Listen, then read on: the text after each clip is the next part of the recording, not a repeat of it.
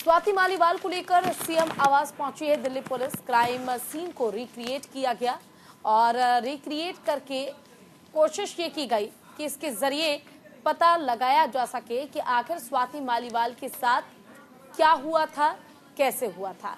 आपकी राज्यसभा सांसद हैं स्वाति मालीवाल, जिनके साथ बदसलूकी और मारपीट की गई और इस केस में दिल्ली पुलिस ने सीएम आवास में सीन रिक्रिएट किया है। पुलिस स्वाति को लेकर शुक्रवार शाम को 6:30 बजे सीएम आवास पहुंची थी और ताकि ये पता चल सके कि 13 मई को आखिर क्या क्या हुआ था। तो देखिए, ये बहुत बड़ी खबर कल पूरे दिन की रही। बल्कि अगर यूँ कहे कि आखिरी बार जब चुनाव हुआ था 13 मई को, तो स्वाति मालीवाल की तरफ से फोन किया गया था, पुलिस को इत्तला किया गया था और बताया गया था कि उनके साथ बदसलूकी हुई है सीएम आवास पर। हालांकि उसके बाद से स्वाति मालीवाल ने चुप्पी साधी हुई थी, लेकिन तब से लगातार ये भी कहा जा रहा है कि स्वाति मालीवाल आखिर चुप क्यों है, अगर उन्होंने शिकायत की है, अगर उनके साथ बदसलूकी हुई है।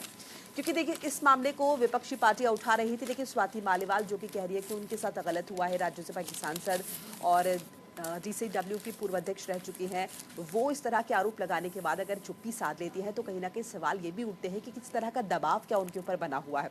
तो देखिए, कल पुलिस जो है, परसों पुलिस ने उनसे बयान लिया, स्टेटमेंट उनका दर्ज किया। तकरीबन 3-4 घंटा पुलिस उनके आवास पर रही, स्टेटमेंट लिया, पुलिस वापस गई और कल जो है उनकी मजिस्ट्रेट के सामने पेशी हुई।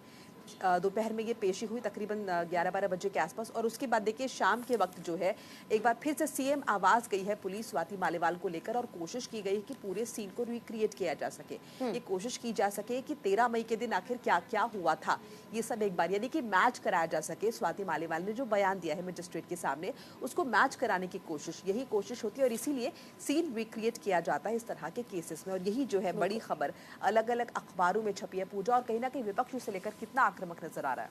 बिल्कुल देखिए, और क्योंकि दिल्ली में बवाल है और यही सवाल है कि आखिर 13 मई की तारीख, दिन शुक्रवार, स्वाति मालीवाल के साथ आखिर हुआ क्या था। और देखिए, अमर उजाला में भी इस खबर को तरजीह दी गई है, लेकिन यहाँ जिक्र किया गया है उस सीन का जो एक्चुअल में हुआ था स्वाति मालीवाल के साथ। देखिए, ये रही खबर। उन्होंने लिखा, थप्पड़ जड़े, बेरहमी से घसीटा और छाती पर लात मारी, ये आरोप लगाया गया है स्वाति मालीवाल की ओर से। और इस खबर पर जरा आप गौर करेंगे तो आप ये समझ पाएंगे कि स्वाति मालीवाल, जिन्होंने साफ तौर पर कहा है कि अगर मैं देश की महिलाओं के लिए लड़ सकती हूं तो अपने लिए भी लड़ सकती हूं और वक्त आने पर सारी सच्चाई सामने आएगी। और देखिए, सबसे बड़ी बात ये है मोनिका के इस दौरान स्वाति मालीवाल ने, जब वो खुलकर सामने आई, उन्होंने जब केस करवाया, जब उनकी मेडिकल जांच हुई, तो रिपोर्ट में ये साफ आया है कि उनके साथ मारपीट तो हुई है। आखिर ये मारपीट की किसने है, क्यों मारपीट की गई, अब यही बड़ा सवाल है। इसके साथ ही विभव कुमार, जो कि आरोपी हैं, जो कि अरविंद केजरीवाल के पीए हैं, उन पर भी कई गंभीर आरोप लगे हैं कि वो पार्टी की कई सच्चाई जानते हैं और इसी का डर है अरविंद केजरीवाल को कि वो कोई कार्रवाई नहीं कर पा रहे हैं।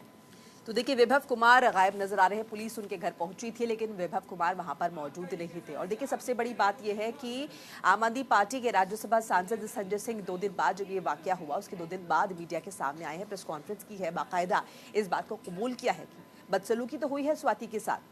तो जाहिर तौर पर ऐसे में सवाल तो उठेंगे कि अगर कबूल कर रही है आम आदमी पार्टी, तो अरविंद केजरीवाल आखिर कार्रवाई क्यों नहीं कर पा रहे। और कल हमने देखा था कि दिल्ली की शिक्षा मंत्री किस तरह से आई थी और उन्होंने इसे पूरा बता दिया ड्रामा और कह दिया कि भारतीय जनता पार्टी द्वारा प्रायोजित है, यानी कि कहीं ना कहीं स्वाति मालीवाल जो है वो मोटिवेटेड है और कहीं ना कहीं बीजेपी से प्रेरित है और इसी वजह से उन्होंने ये झूठा इल्जाम लगाया है, ये कहा गया है कल। बिल्कुल देखिए, और ये भी कहती नजर आई स्वाति मालीवाल कि किस तरह से लगातार विभव कुमार जो आरोपी बनाए गए हैं, उन्होंने साफ तौर पर कहा है स्वाति मालीवाल ने कि कल के आए कार्यकर्ता अगर मेरे 20 साल के करियर पर सवाल खड़े करते हैं तो ये बहुत गलत है।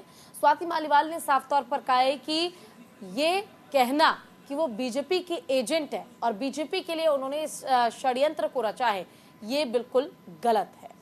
और देखिए, अरविंद केजरीवाल जो कि आबकारी घोटाला मामले में आरोपी हैं, जमानत पर फिलहाल बाहर है। 1 जून तक की उनकी जमानत है। उन्हें से प्रचार प्रसार के लिए वक्त मिला है, लेकिन देखिए, प्रचार करने के लिए उन्हें वक्त मिला है, लोकसभा चुनाव की तैयारियों में बिजी है। लेकिन अगर पूरा का पूरा डिस्ट्रैक्शन दूसरी तरफ चला जाता है तो जाहिर तौर पर लोकसभा चुनाव की तैयारियों पर बड़ा असर निश्चित तौर पर पड़ेगा ही।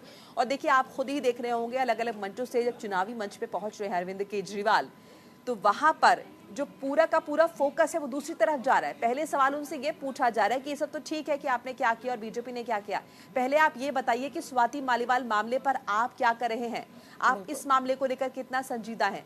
तो कहीं ना कहीं डी फोकस हो रहा है जो चुनाव प्रचार की कोशिश अरविंद केजरीवाल कर रहे हैं। जब तक वो इस मामले पर स्पष्टीकरण नहीं देंगे और कोई बड़ा स्टेप नहीं लेंगे, मुझे नहीं लगता पूजा कि उनका इस तरह से बाहर आना और प्रचार प्रसार के लिए वक्त मांगना ये पूरी तरह से जो है बेकार हो जाएगा। बिल्कुल, देखिए क्या सोचकर आए थे अरविंद केजरीवाल, बहुत कम समय उन्हें मिला, मौका मिला चुनावी प्रचार का, और जब वो बाहर आए तो खुद ही एक ऐसे मुद्दे में घिर गए जिसके जरिए बीजेपी को, या यूं कह लीजिए कि बाकी विपक्षी पार्टियों को एक मौका मिल गया ये कहने का कि हमें तो मजा आ रहा है क्योंकि गलती जो की गई है वो सच्चाई है, चाहे आम